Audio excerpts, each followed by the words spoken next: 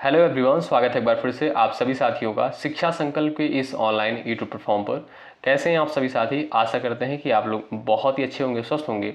साथियों, आप सभी को पता है डेली रात को 8:30 बजे सामान्य हिंदी की स्पेशल क्लास होती है जो कि बीएड एंट्रेंस एग्जाम 2026 के लिए महत्वपूर्ण है। आप किसी भी स्टेट से उस स्टेट की बीएड प्रवेश परीक्षा की तैयारी में अभी से लग गए हैं तो इस क्लास को 8:30 बजे करना बिल्कुल मत भूलिएगा। यहाँ पर दोस्तों सेलेक्टेड क्वेश्चंस को ही कवर किए जाते हैं। जो सवाल पिछले वर्षों में पूछे गए हैं उन प्रश्नों को यहाँ पर कवर किए जाते हैं। तो आइए शुरुआत करते हैं बिना किसी देरी के। आप लोग पूरे धैर्य के साथ अंत तक बने रहिएगा इस पूरी क्लास में। चलिए शुरुआत करते हैं। पहला क्वेश्चन देखिएगा, निम्न में से कौन सा जो है मध्य स्वर है? बताइए। छोटा अ, छोटी ई, ऊ और उसके बाद दिया है आपका आ। इसमें दोस्तों आपका मध्य स्वर जो है कौन सा हो जाएगा? दोस्तों ये आपका जो छोटा अ दिया है ये आपका मध्य स्वर के अंतर्गत आता है। देखिएगा साथियों, हिंदी में जो आपका होता है, ध्यान से सुनिएगा, 3 प्रकार का आपका स्वर हो गया। जैसे अग्रस्वर हो गया, क्या अग्रस्वर हो गया, उसके बाद आपका मध्य स्वर हो गया, फिर उसके बाद आपका पश्च स्वर हो गया। अब अग्रस्वर के अंतर्गत कौन कौन से वर्ड आते हैं? छोटी ई, बड़ी ई, ए हो गया, आपका अय हो गया। ये आपका क्या है? ये अग्र स्वर के अंतर्गत आएगा। बात करें दोस्तों मध्य स्वर की, तो मध्य स्वर आपका ये जो छोटा अ है ये आपका मध्य स्वर होता है। पश्च स्वर जो होता है दोस्तों ध्यान दीजिएगा, पश्च स्वर हो गया आपका छोटा ऊ हो गया, बड़ा ऊ हो गया, ओ हो गया, अ हो गया, ठीक है, और आपका दोस्तों बड़ा आ हो गया। ये भी आपका पश्च स्वर के अंतर्गत आएगा। नोट कर सकते हैं, इसको परीक्षा में पूछा जाता है, ठीक है। तो इस क्वेश्चन का राइट आंसर क्या हो जाएगा? Option number A. अगला सवाल देखें। सवाल नंबर दूसरा है, विवृत स्वर को पहचानिए। बताइए यहां पर जो है आपका विवृत स्वर कौन सा हो जाएगा? विवृत स्वर में दोस्तों क्या होता है? पूरा मुख खुला होता है। तो आ का जब आप उच्चारण करोगे क्या होता है? पूरा मुख खुलता है। तो यहां पर बी ऑप्शन करेक्ट हो जाएगा। बी ऑप्शन वाले साथी बिल्कुल राइट है। अगला सवाल देखिएगा, किस शब्द में जो है द्विगु समास है? बताइए। आजीवन, नीलकंठ, भरपेट, नवरात्र। सभी लोग इस सेशन को लाइक करते हुए चले, शेयर करते चले अपने सभी साथियों के पास। यदि आप चैनल पर नए हैं और तैयारी में लग गए हैं तो जरूर जुड़ें, निश्चित रूप से हेल्प मिलेगी यहाँ से। यहाँ पर देखिएगा साथियों, आजीवन की बात करें, इसमें आपका जो है अव्ययी भाव समास हो जाएगा। पहला पद आपका जो है अव्यय हो जाएगा। नीलकंठ की बात करें दोस्तों, नीलकंठ का जब समास विग्रह करोगे हो जाएगा नीला है कंठ जिसका, अर्थात भगवान शिव। यानी यहाँ पर साथियों तीसरे पद की प्रधानता बताई जा रही है। तो यहाँ पर आपका क्या हो जाएगा? बहुव्रीहि समास होगा। भरपेट में क्या होगा दोस्तों? भरपेट में भी आपका अव्ययी भाव समास हो जाएगा। बचता है आपका नवरात्र, यानी नवरात्र का जब समास विग्रह करोगे क्या हो जाएगा? नौ रातें, ठीक है। तो यहाँ पर पहला पद संख्यावाची है, 9 आ रहा है, तो ये आपका दोस्तों क्या हो जाएगा? द्विगु समास। ऑप्शन नंबर डी ऑप्शन बिल्कुल राइट है। अगला सवाल, कृत प्रत्यय किन शब्दों के अंत में जुड़ते हैं? बताइए। कृत प्रत्यय जो है किन शब्दों के अंत में जुड़ते हैं? सभी लोग प्रयास करें। चलिएगा यहां पर आपका राइट आंसर क्या हो जाएगा? साथियों यहां पर देखिएगा आपका कृत प्रत्यय जो है क्रिया के अंत में जुड़ते हैं। जैसे पढ़ाई क्या है दोस्तों? पढ़ाई। यहां पर देखिएगा, एक सेकेंड, पढ़ाई शब्द की अगर यहां पर बात करें तो क्या हो गया? पढ़ धातु है यहां पर, ठीक है। पढ़ क्या है दोस्तों? ये आपकी एक प्रकार की क्रिया है। जैसे आपका दोस्तों हो गया पढ़ना, हो गया लिखना, हो गया नहाना, हो गया चलना, हो गया, ये सभी दोस्तों क्या है? ये आपकी एक प्रकार की क्रिया है। तो अगर मैं बात करूं पढ़ना क्या है? पढ़ना एक प्रकार की क्रिया है और ये किस धातु से मिलकर बनी है? आप कहोगे सर पढ़ धातु से मिलकर बनी हुई है। इसमें बात करें कृत प्रत्यय की तो देखिएगा आई जो है दोस्तों ये आपका कृत प्रत्यय के अंतर्गत आएगा। तो यहाँ पर क्या आपसे सवाल करता है, कृत प्रत्यय किन शब्दों के अंत में जुड़ते हैं? तो क्रिया के अंत में, ठीक है। तो ऑप्शन नंबर डी आपका राइट है। अगला सवाल, पर्यावरण शब्द में जो है उपसर्ग कौन सा होगा? बताएं। सभी लोग आंसर करें। पर्यावरण शब्द में जो है कौन सा उपसर्ग हो जाएगा? इसका दोस्तों अगर आप इस शब्द को तोड़ोगे क्या हो जाएगा? परि प्लस आवरण हो जाएगा। क्या? प्लस आवरण हो जाएगा और यहाँ पर परि उपसर्ग लगेगा, ठीक है। तो आपका ए ऑप्शन जो दिया है बिल्कुल करेक्ट आंसर होगा। अगला सवाल देखिए। चलिए, तद्धित प्रत्यय का प्रयोग किस शब्द में हुआ है? लुटेरा, बिकाऊ, गर्माहट, इनमें से कोई नहीं। बताएं तद्धित प्रत्यय का प्रयोग जो है किस शब्द में हुआ है? सभी लोग आंसर देने का प्रयास करें। यहां पर आपका सटीक आंसर क्या हो जाएगा? बताएं। चलिए बताइएगा सही उत्तर क्या हो जाएगा आपका। यहां पर जो भी साथी ऑप्शन नंबर 3 पर गए हैं वो बिल्कुल राइट है, गर्माहट। अगला सवाल देखिए, चचेरा शब्द में जो है कौन सा प्रत्यय लगा हुआ है? बताइए। सभी लोग आंसर करें। यहां पर चचेरा शब्द में कौन सा प्रत्यय लगा हुआ है? प्रत्यय साथियों आप सभी को पता है किसी भी शब्द के जो है अंत में लगते हैं। क्या? किसी भी शब्द के अंत में लगते हैं। और यहाँ पर आपका कौन सा प्रत्यय लगा हुआ है, एक बार आप भी प्रयास कर लो आंसर देने के लिए। चलिएगा, यहाँ पर जो भी साथी ए ऑप्शन पर जा रहे हैं वो बिल्कुल राइट है, एरा प्रत्यय लगा हुआ है। अगला सवाल देखो, शुद्ध शब्द का यहाँ पर बताइए, यहाँ पर जो है आपका अंतर्ध्यान जो है कौन से विकल्प में बिल्कुल सही लिखा गया है। चलिए, यहाँ पर आपका सटीक आंसर क्या हो जाएगा बताओ। अंतर्धान कौन से विकल्प में बिल्कुल राइट लिखा गया है? आप देखोगे साथियों यहाँ पर जो बी ऑप्शन है बिल्कुल राइट आंसर हो जाएगा। ठीक है, ध्यान रखिएगा, बड़ा इंपॉर्टेंट है, आप लोग इसको नोट कर लीजिएगा। अगला सवाल देखिएगा, यहाँ पर हाथ को हाथ न सूझना का अर्थ क्या हो जाएगा बताओ।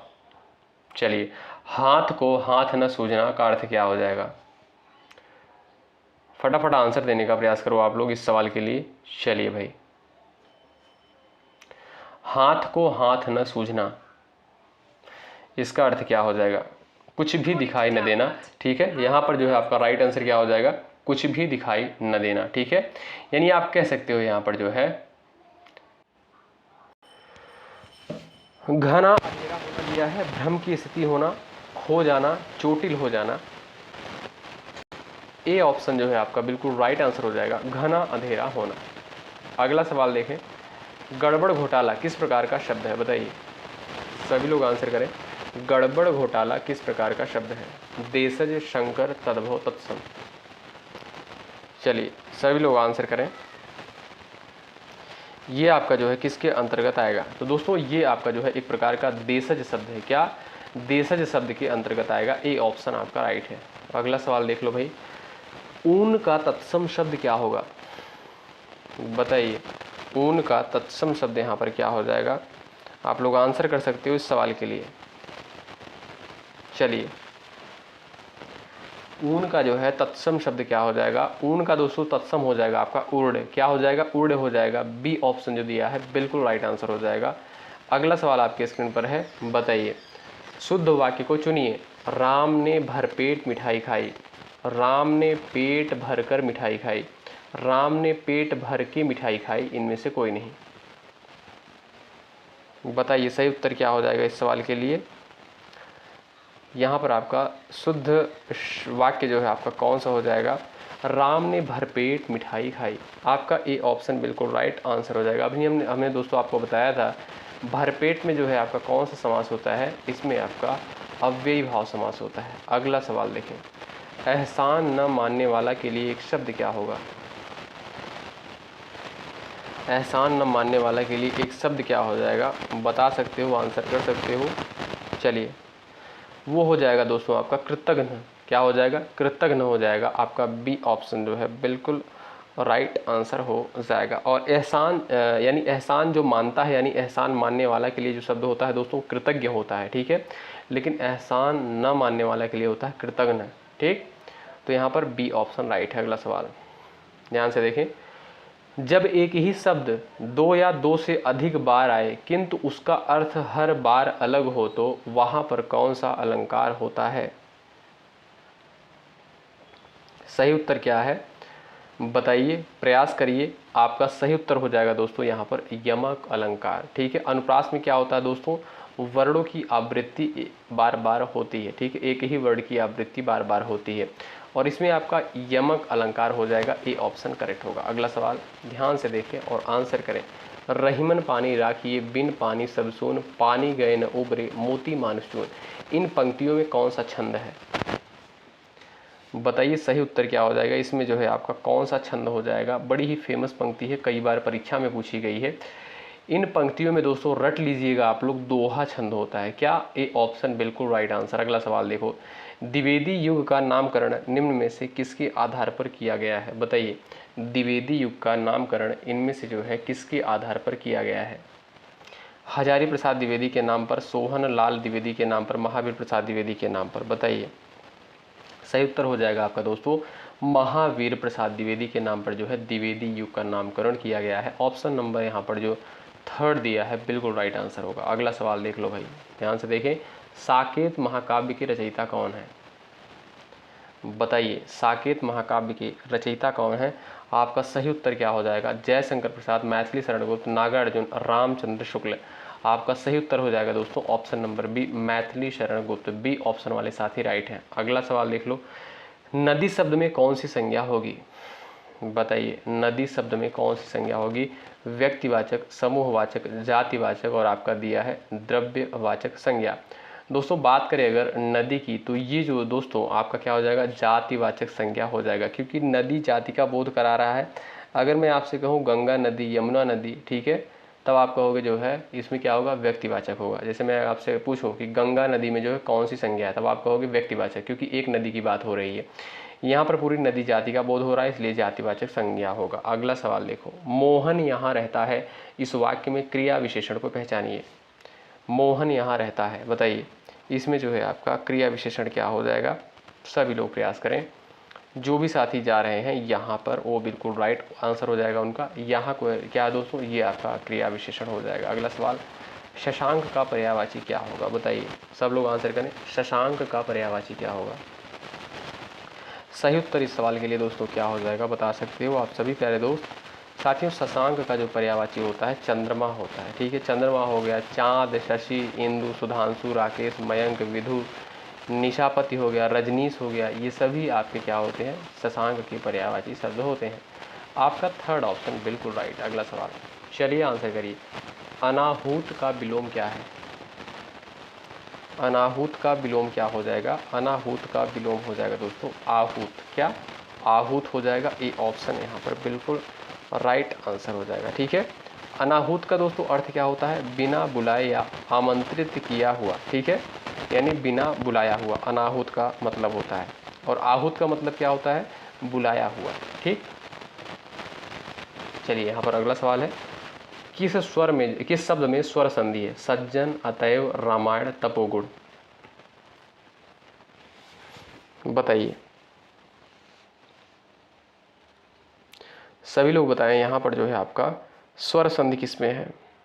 रामायण क्या है दोस्तों? इसमें आप देखोगे स्वर संधि हो जाएगा। क्या भाई? ऑप्शन नंबर आपका जो है थर्ड दिया है, बिल्कुल राइट आंसर हो जाएगा, ठीक। तो यहाँ पर जो है आपका थर्ड ऑप्शन राइट है। साथियों यहाँ पर आप देखोगे सज्जन क्या है? ये आपका व्यंजन संधि के अंतर्गत आएगा।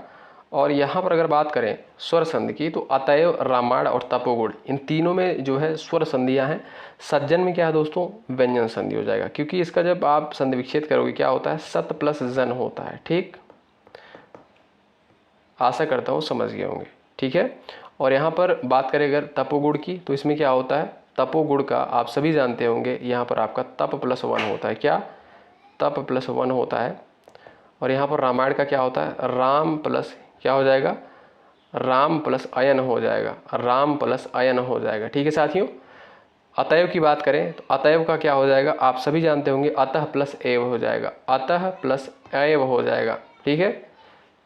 चलिए आगे बढ़ते हैं, अगला सवाल देखिएगा, वीर शब्द का स्त्रीलिंग क्या होगा? बताइए, वीर शब्द का स्त्रीलिंग क्या हो जाएगा? वीर का दोस्तों होता है वीरांगना। क्या? वीरांगना होता है, ठीक। तो आपका यहाँ पर ए ऑप्शन जो है बिल्कुल राइट आंसर होगा। अगला सवाल, चलिए आंसर करें, वह खाना खा चुका है, इस वाक्य में कौन सा काल है? वह खाना खा चुका है, इस वाक्य में कौन सा काल है? संदिग्ध भूतकाल, आसन्न भूतकाल, सामान्य भूतकाल, पूर्ण भूतकाल। सही उत्तर हो जाएगा दोस्तों आपका पूर्ण भूतकाल। क्या भाई? पूर्ण भूतकाल यहाँ पर दिया है दोस्तों, संदिग्ध दिया है, वह खाना खा चुका है, तो यहाँ पर साथियों आपका पूर्ण भूत हो जाएगा, ठीक है। डी ऑप्शन आपका राइट। अगला सवाल ध्यान से देखें, राम खाना खाकर सो गया, इस वाक्य में कौन सी क्रिया होगी? बताइए, राम खाना खाया उसके बाद सोया, बताओ यहाँ पर जो है आपका कौन सी क्रिया हो जाएगी? सहायक, पूर्वकालिक, प्रेरणार्थक, इनमें से कोई नहीं। तो आपका राइट आंसर क्या हो जाएगा? पूर्वकालिक क्रिया। ऑप्शन नंबर बी आपका बिल्कुल राइट आंसर हो जाए, ठीक है। राम जो है पहले खाना खाया उसके बाद सो गया, ठीक है, पहले खाना खाकर उसके बाद सोया है, ठीक है। तो यहाँ पर पूर्वकालिक क्रिया हो जाएगा, ऑप्शन नंबर बी करेक्ट हो जाएगा।